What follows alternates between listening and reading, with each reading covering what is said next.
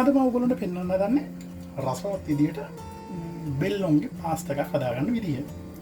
අපි මුලින්ම මේ වගේ පෑන් එකකට තෙල් ටිකක් දාගෙන තෙල් ටික හොඳට රත් කරගමු. මම දාගන්නේ ඔලිව් තෙල් දාගන්නේ. තෙල් ටික රත් වුණාට පස්සේ මම මුලින්ම මේකට එකතු කරගන්නවා සුදු ලුණු.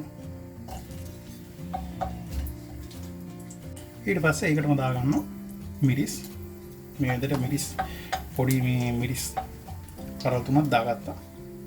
මේ විදිහට සුදු ලුණු ටික සෝනෙන්න බෙදීගෙන එනකොට මම මේකට එකතු කරගන්නවා ටොමැටෝ පියුරි ග්‍රෑම් 200ක් විතර.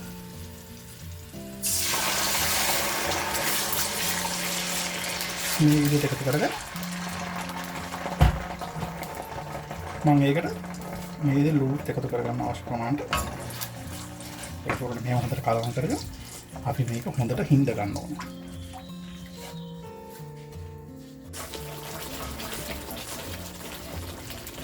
විනාඩි 5ක් විතර මේ ටොමැටෝ පියුරි එක හැදීගෙන එනකොට මම අරන් තියෙන්නේ මේ ෆ්‍රෝසන් මේ මසල්ස් අරන් තියෙන්නේ. මම මේක එකතු කරගන්නවා.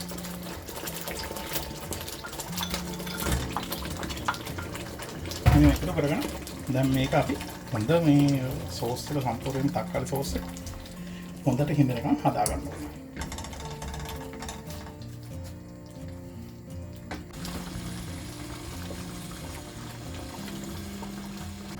ඕගොල්ලෝ නම් පේනවනේ දැන් හොඳට හිඳිලා තියෙන්නේ. මෙන්න මේ ගානට හිඳුනට පස්සේ මම මේකට එකතු කරගන්නවා මේ චීස් වෙජස් කෑලි 6ක් එකතු කරගන්නවා. මොකද මම පාස්තා ග්‍රෑම් 300ක් හදා ගන්න ඉඳලා මේ මේක එකතු කරගෙන මේ දැන් චීස් ටික හොඳට දිය වෙනකම් හොඳට අපි කලවම් කරගන්නවා.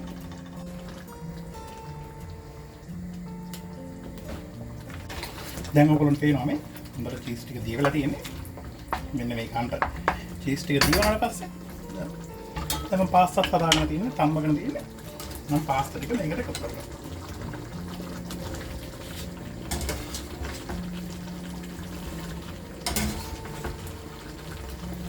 මේ විදිහට එකතු කරගෙන දැන් අපි මේක හොඳට කලවම් කරගන්නවා.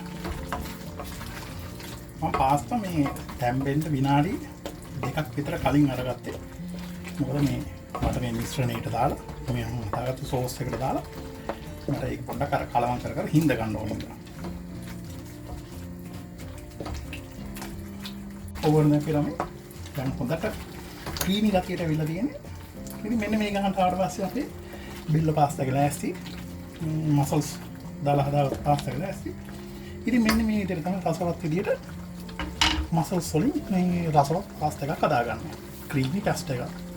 ඉතින් ඔයගොල්ලෝ හදලා බලන්න. නැවත වීඩියෝ එකකින් මම එළිදර ඔයගොල්ලෝ හැමෝටම සුබ දවසක්.